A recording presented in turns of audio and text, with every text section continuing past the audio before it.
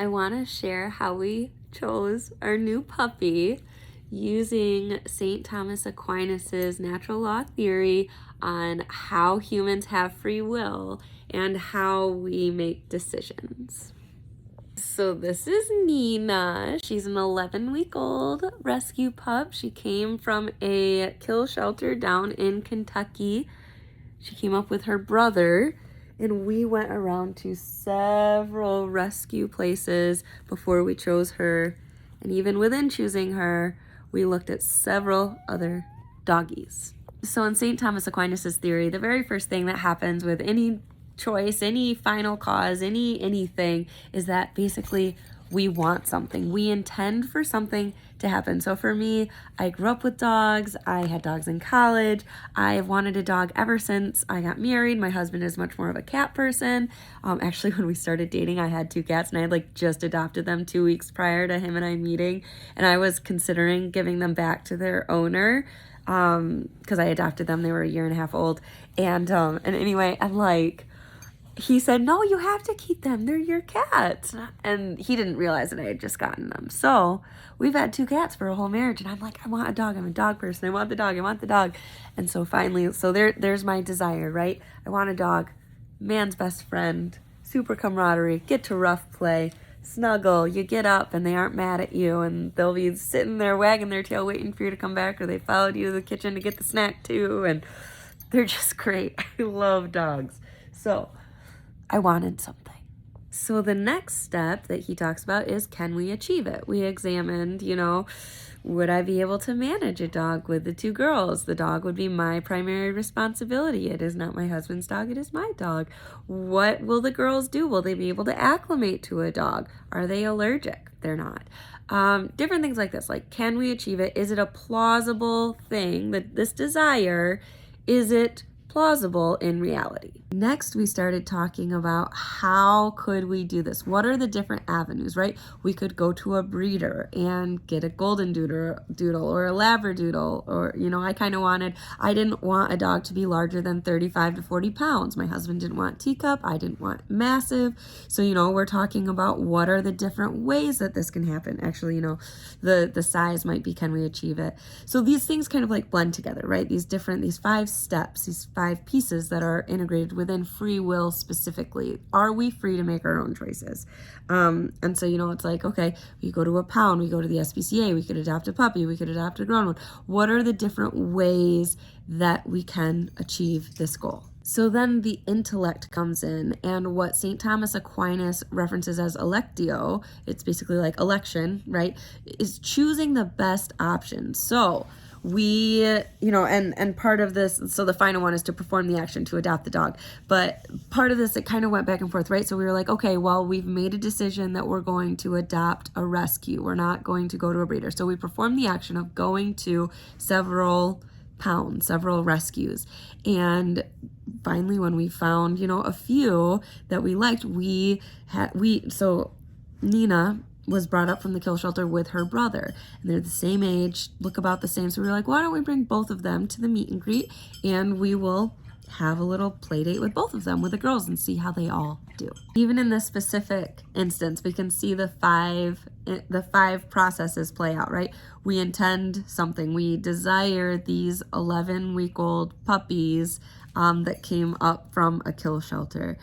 Can we achieve it? Yes, we can afford the dog. We have the means to bring the dog home today. So then we decide how. We're like, we need to go do a meet and greet. We need to go back to that particular shelter, and we need to do a meet and greet with the brother as well. And then we chose the best route. So when the meet and greet started, Elliot the dog's name was actually Esther. At the thing, it was Elliot and Esther. But Elliot jumped up on our younger daughter pretty instantly, scared her, had much more energy, all these things. And it was just instantly our intellect knew, the electio kicked in, and it was this one will not work. We would not be able to achieve this. We could not do this dog. So we said, well, you can put Elliot back in his cage, but we'll keep playing with Esther. So we chose the best route. And then finally we performed the action. We said, yes, We want to adopt her. We want to bring her home, make her a member of our family. Yes, we will work with her on potty training. We will work with her on everything. This is fairly in line with Aristotle's view of choices because he talks about the material, the efficient, the formal, and the final causes. So basically, you have a need or a desire, and the need and desire is like propagated by this goal or purpose. So like if you're hungry, you have a goal of, well, I want to eat food so that I can be full. And then a choice is made, an act of execution, and there is a material substance that you do. So you say, okay, well, because I'm hungry and I want to eat food, I'm going to make a meal, and I'm going to make a meal with something that's already in the house, or I'm going to go out to eat with my car that has gas in it and pay with my credit card.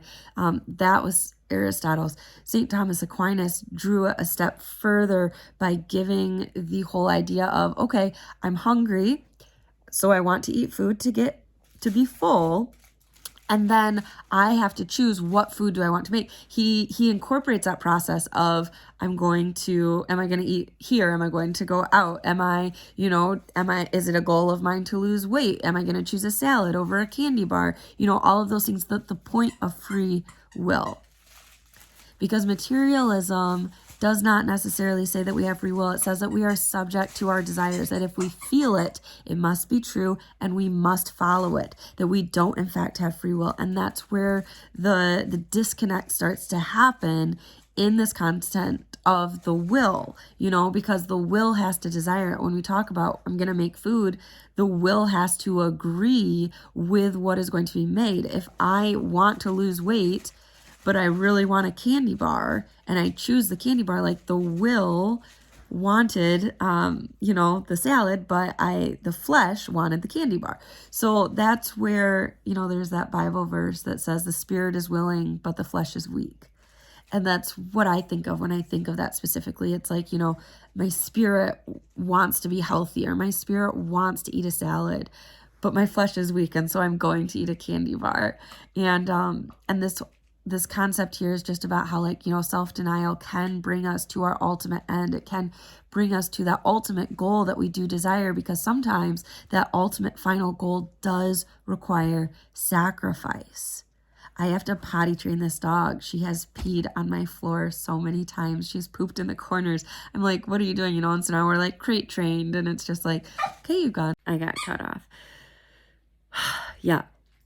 And there's sacrifice involved. I have to be consistent. I have to be persistent. I have to be on top of it. I have to be right there with her every moment right now.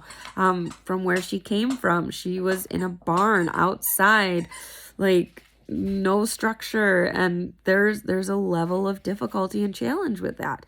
But we're meeting her where she is. We're working with her. We made this choice.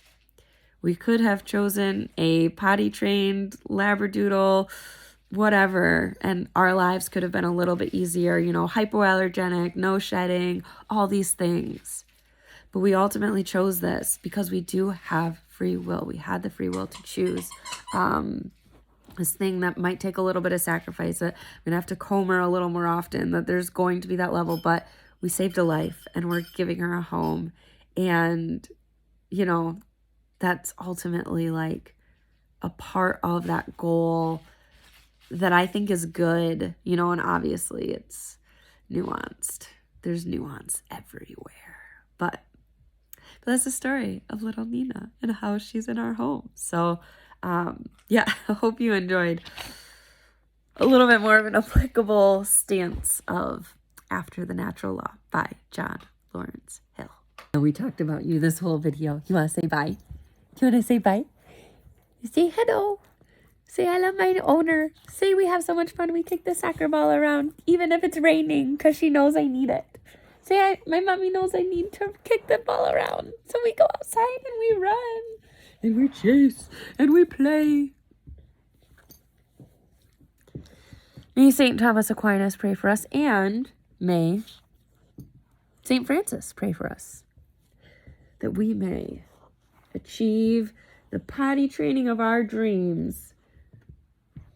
I need to get a bell for the door. Have a great night.